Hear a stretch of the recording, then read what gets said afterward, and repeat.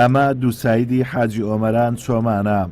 13 ساڵە پرۆژەی بە دووسایدکردنی ڕێگاکە دەستی پێکردووە کەچی تەنها 1.5 کیلۆمەتر لێ قیرتاو کراوە. ئەمە لە کاتێکدایە ڕێگاکە بازرگانیە و ساڵانە مەرجی حاجی ئۆمەران بەدەیان ملیار دۆلاردا هاتیەتی کەچی تاکو ئێستا ڕێگایەکی 17 کیلۆمەتریان قیرتاو نەکردووە.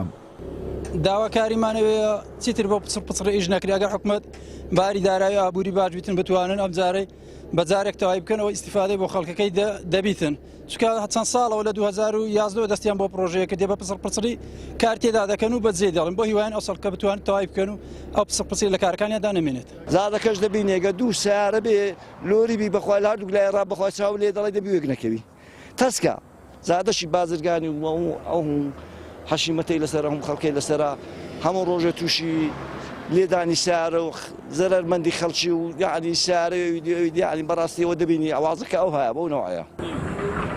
لە ساڵی 2011 ڕەزامەندی لەسەر بە دووسایدکردنی ڕێگای حاجی ئۆمەران چۆماندراوە بودجەی تەرخانکرا و 52 ملیار دینار بووە. ڕێگاکە سەرەتا لەلایەن کۆمپانیایەکی ڕۆمانی کاری تێداکرا بەشێک لە ڕێگاکەی بڕی بەڵام بە تەواو نەکراوی جێی هێشت. ئێستاش ساڵێکە کارکردن لە دووسایدەکە دەستی پێکردۆتەوە مانگانە بڕی 400 ملیۆن دیناری بۆ تەرخان کراوە بەڵام کارەکان زۆر بەسستی دەڕۆن و ئاسۆیەک بۆ تەواوکردنی دووسایدەکە دیار نییە.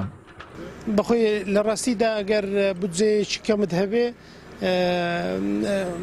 وەکو بەڵێندەر مەجبور دەبێتەوە پابند بێ بە ئەو بڕەپارەیە کە بۆی تەرخان دەکرێت مانگانە چونکە لەوانەیە تۆزێک لە پارەی خۆشی بخاتە سەر بەڵام ناتوانێت پرۆژەکە بەو شێوەیە بەڕێوە بباکە لە چاوەڕوانی دابێت. هەوڵی ئەوە دەدەین کە زیاتر دارایی لە ڕووی دارایی پشتگیریان بکەین لە بۆی بەلای کەمی بتوان ئەو سارەکە 7 کیلۆمەترکە قیر بکەن پارەکە 2 کیلۆمەتر قیرکرای ئەو سارەکەش 7 کیلۆمەترکە قیر بکەن.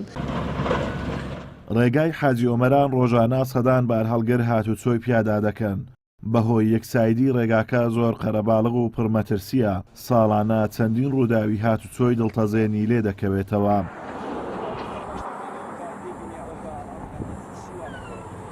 ماوەی 13 ساڵە بە دووسایدکردنی ڕێگای حاجی ئۆمەران چۆمان کە خۆی دەبینێتەوە لە 17 کیلۆمەتر دەستی پێکردووە بەڵام تاوەکو ئێستا تەنها 1.5 کیلۆمەتر لێ قیرتاو کراوە. ئاخۆ دەبێت چەندین ساڵی تر هاوڵاتیان لە چاوەڕوانی دابن تاوەکو 17 کیلۆمەترەکە قیرتاو دەکرێت. ئازاد ئۆمەراوەی کەناڵی ئاسمانی پەیام ناحیە حاجی ئۆمەران.